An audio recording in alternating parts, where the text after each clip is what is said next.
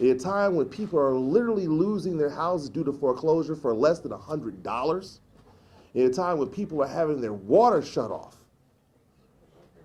we need change. And that is why I am running for mayor. What is the purpose of having power if we don't serve the powerless? What is the purpose of creating jobs downtown if we don't provide jobs to the residents who need it? What is the purpose of having a water authority if we cannot provide water to those who are thirsty and who have their water shut off? I have literally talked to residents who have told me that they are afraid to tell anybody that their water got shut off because they know that DHS will come and take their kids. That is fundamentally wrong. There is no reason why in a town where billions of dollars is being invested, why we have our citizens who are poor and hungry and begging for bread. That is not right. And as mayor, I'm gonna fight to change that. Our schools have been suffered from one emergency manager takeover after another emergency manager takeover. It's not right. The state needs to be held accountable. I will use my office as mayor to advocate for the proper reforms necessary to make sure that we are no longer educating our children in a 19th century model in a 21st century world. And if they continue to close these schools, if they continue to keep doing what they do and lay this assault on our children, our most precious resource, and our citizens, I will use my office as mayor to sue the state to make sure that we hold them accountable for every single dime that they took from the city and every single school that they close. Because when it comes to issues of principle, when it comes to issues of honor and valor, make no mistake, my will is as strong as iron, and my heart is like a lion, and I will do whatever it takes. Blood, sweat, tears, and toil. I will fight to the very end to make sure that justice is done for the city of Detroit. All right. Yes, so I just want to thank you. Thank you. Yeah, thank you. Thank you. Well, that's all right. That's why I'm glad we have you. We love you as well. So if you got any comments, see, that's my family back there. So we got any other questions or any comments or anything, now's the time. Please let me know. Yes, sir. Mayor State of the City this week was about neighborhood inclusion. Yeah, it was a joke. What do you think about his message? Well, like I said earlier, I think it was a joke. I think there was no there. I think it's kind of funny that he wait till 4 years and now start talking about the neighborhoods. Now you go sit up there and start talking about affordable housing after 4 years. Where have you been for the last 4 years, buddy? That should have been your first goal.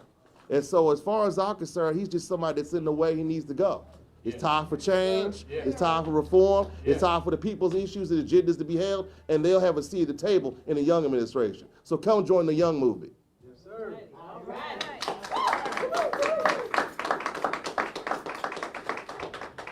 Do you have any concern that your message would alienate downtown voters or businesses?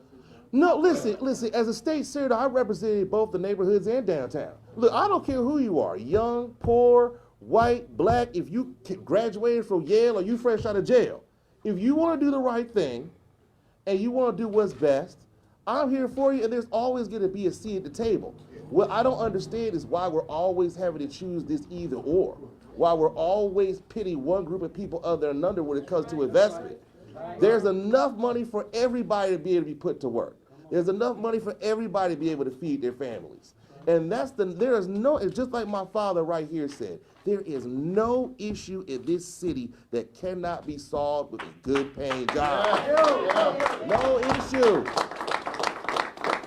And that's why I'm running, because I want to put people back to work. Just like my father, the Honorable Coleman Alexander Young did. He is turning over in his grave right now. Turning over in his grave.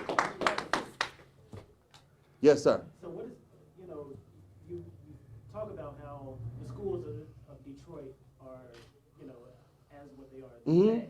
What's your plan for the schools? Well, my plan for the schools basically, one is I want to make sure that we have expanded learning time. So basically what I want to do is I want to make sure that the children are in the school longer, they're reading longer, they have more experience, just like they have all across the country. Secondly, what I want to do is I want to hold these charter school authorizers accountable.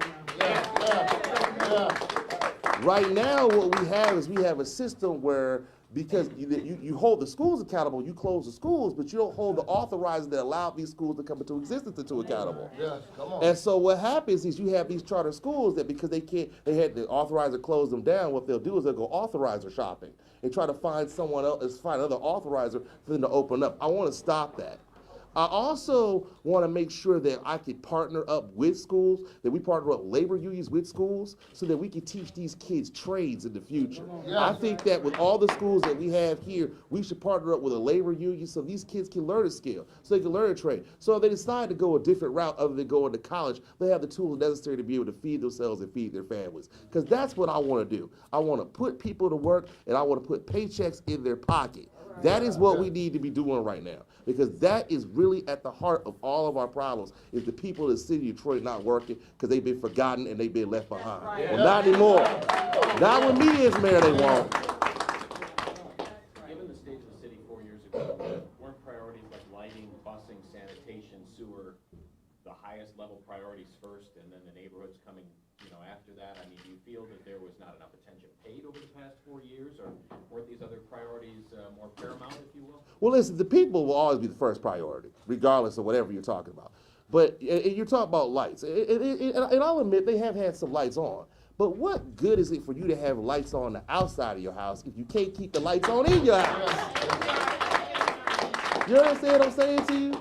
And even though they had some things with garbage pickup, they privatized all of those jobs. Yeah. So all the people that was working there got laid off. Yeah. And then they had Detroiters. And then they had no plan in order to put those people back to work. And all I'm saying is, I don't understand with all this money and all this investment, why we can't have a program, why we can't have outreach programs, why we can't have something for these displaced workers. Listen, I've gone to places where people told me that they used to work for the city and now they have to, and thought they could retire, and now they have to continue to work just for the health care.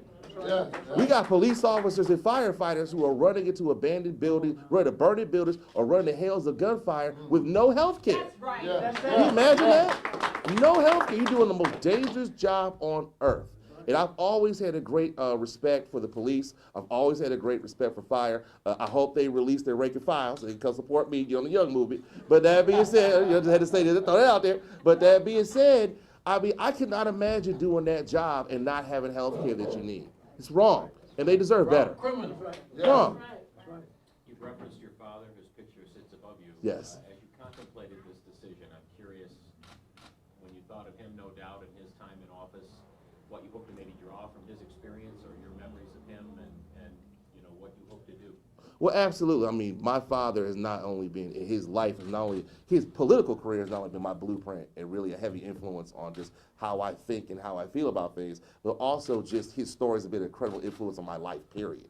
So, of course, that I will try to do as much as I can in terms of not just in terms of the jobs that he set forth, the opportunities set forth for Detroiters, but also you understand something. This is a man right here, and my father, Coleman Alexander Young, the Honorable Coleman Alexander Young,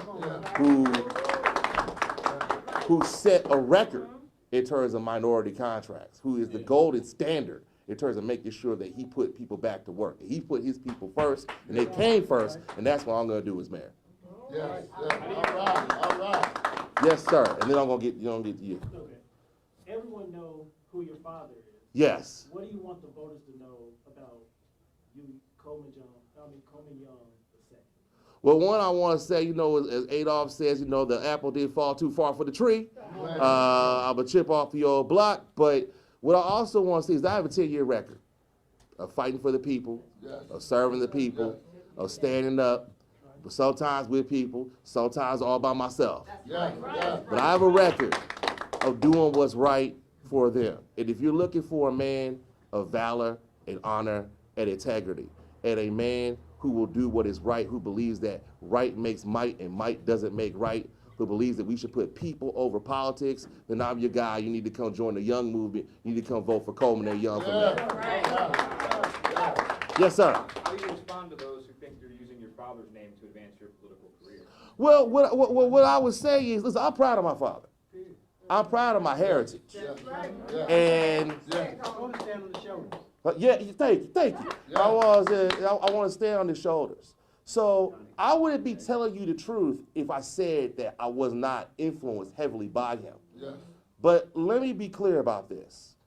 If it wasn't for me watching what my father did, if it wasn't for him being a man who was willing to give his shirt off his back so that others can have more, if it wasn't watching him being willing to sacrifice everything that he had so his people had a better shot at life, and so that I am in the position that I am now, I wouldn't be in this political business to begin with.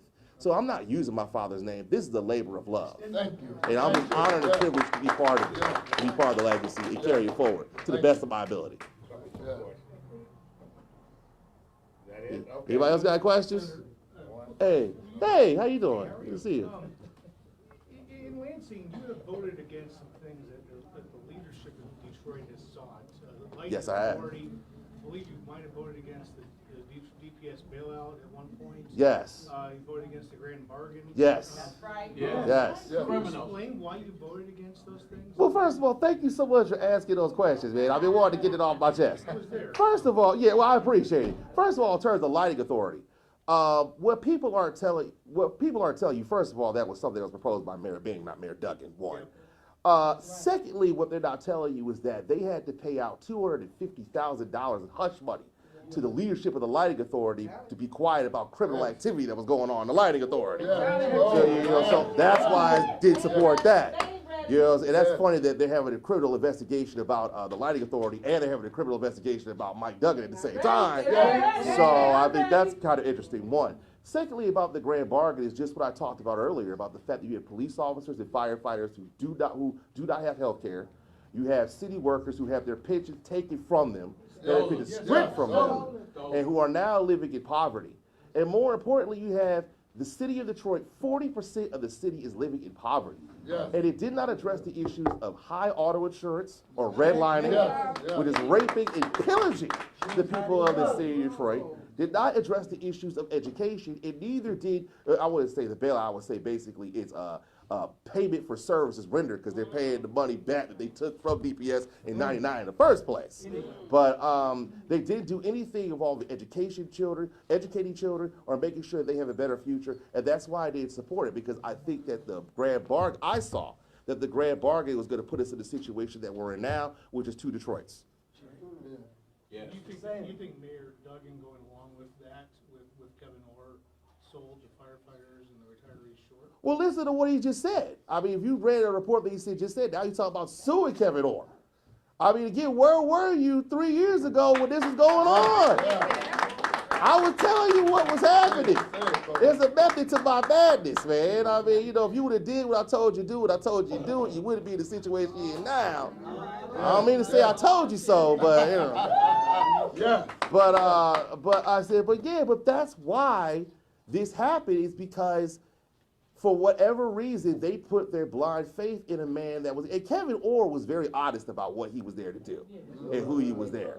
For them to start blaming Kevin Orr, he was very upfront about what he was there to do. So and for a man who was a former prosecutor, to be able to go into a courtroom and not read the testimony, not understand the testimony that he's about to give in a courtroom, it cost the city $50 million. For him to not understand what's going on with the land bank, and it cost the city $7 million. This is just absurd. It's incompetence on parade, and he's got to go. He's in the way, and that's why I'm running.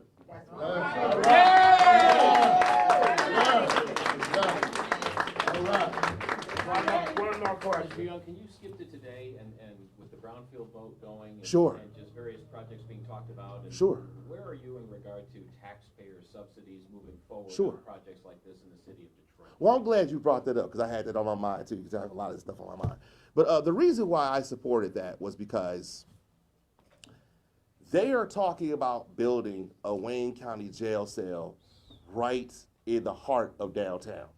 And I thought that we were going to build this symbol of oppression, this symbol of, I thought, of institutional racism, and have that as part of our skyline, a place that is going to be built to house young black bodies that are going to be in this prison, most of this jail, most of them who are not going to be able to get out because they can't afford the bail to get out, for low-level drug offenses, To have this on parade and to have this in a city that is 80% African American, to have this injustice in there. If I had to choose between a stadium and choose between that, if I had to choose between a stadium and choose between institutional racism, and then choose between a stadium and choose between something that is systematically designed in order to arrest African American people and target them, I chose the stadium.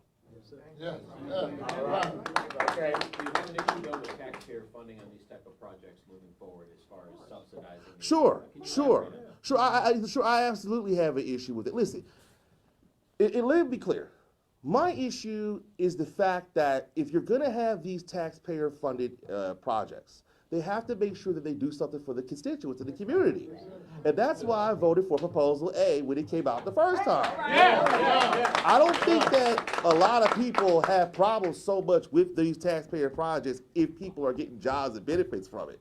If we're putting people back to work and we're feeding people, we're helping people feed themselves and their families, and they can contribute to society. I think the problem is the fact that when you have these projects and then they go in there and they decide to hire other people who don't live in the city, with no connection to the city, and who are trying to be a part of the city. And this in turn, instead of being something of a community benefits development project for the community, turns into a friends and family plan. It's wrong. And that's my biggest problem with that. So it's not so much how it's written up, it's the fact that it's written up, and then once they've written up and they use our taxpayer dollars, they don't want to hire Detroiters with the money that they got. Thank you. Thank you. All right.